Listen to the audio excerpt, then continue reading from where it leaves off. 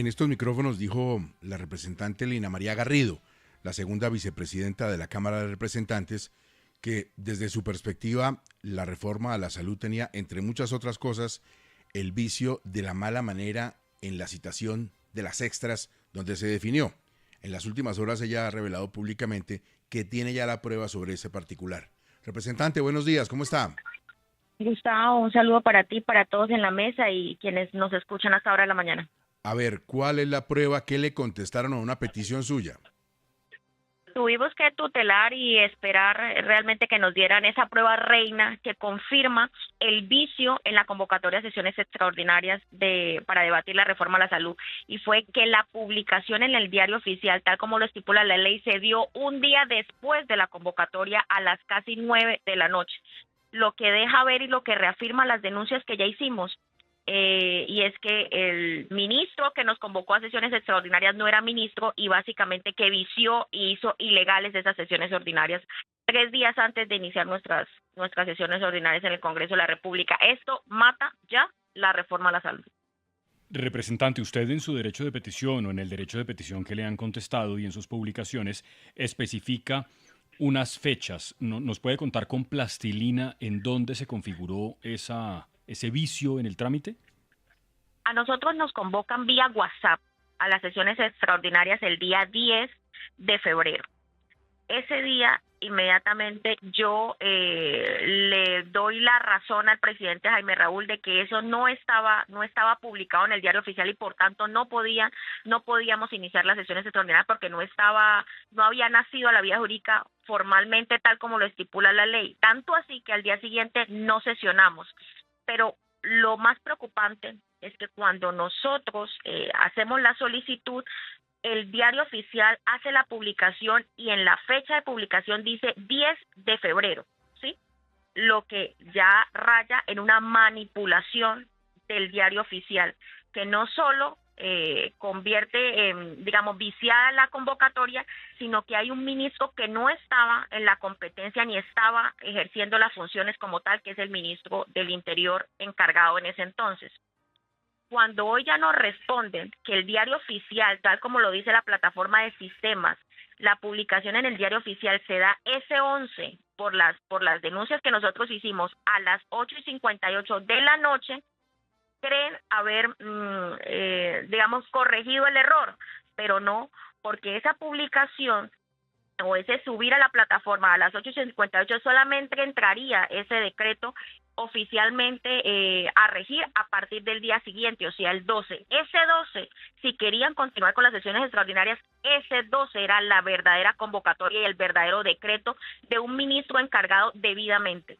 O sea, en la premura, en el afán del gobierno de querer discutir y ver cómo tenían las bancadas en ese entonces a favor de sus iniciativas, hizo que viciaran totalmente el proceso de las sesiones extraordinarias y de ahí en adelante el resto del debate que siguió en la Cámara de Representantes.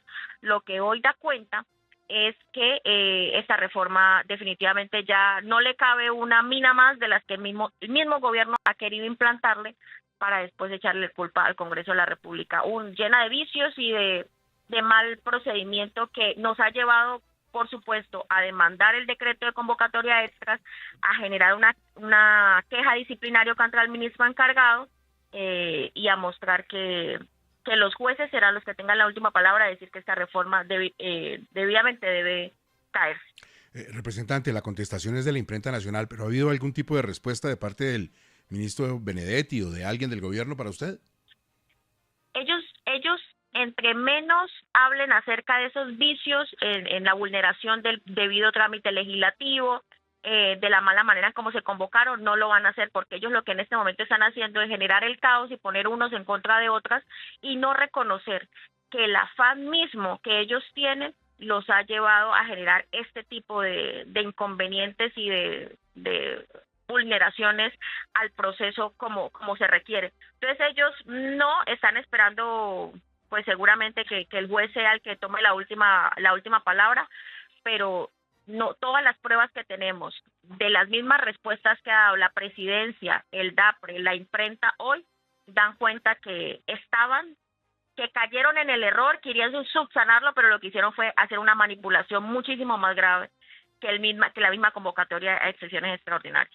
Representante Garrido, muchas gracias, muy amable por explicarnos. Gustavo, un abrazo a ustedes y bueno, este será el fin de esa reforma a la salud.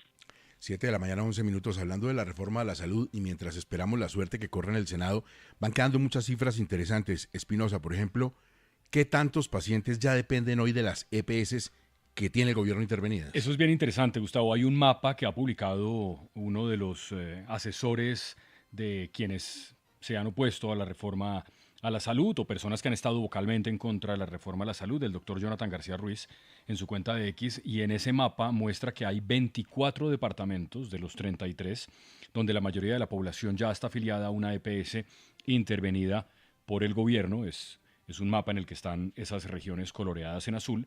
En 14 de ellos es más del 75% de la población y en 6 las EPS intervenidas cubren a todos los habitantes, incluyendo las más grandes, como por ejemplo la nueva EPS.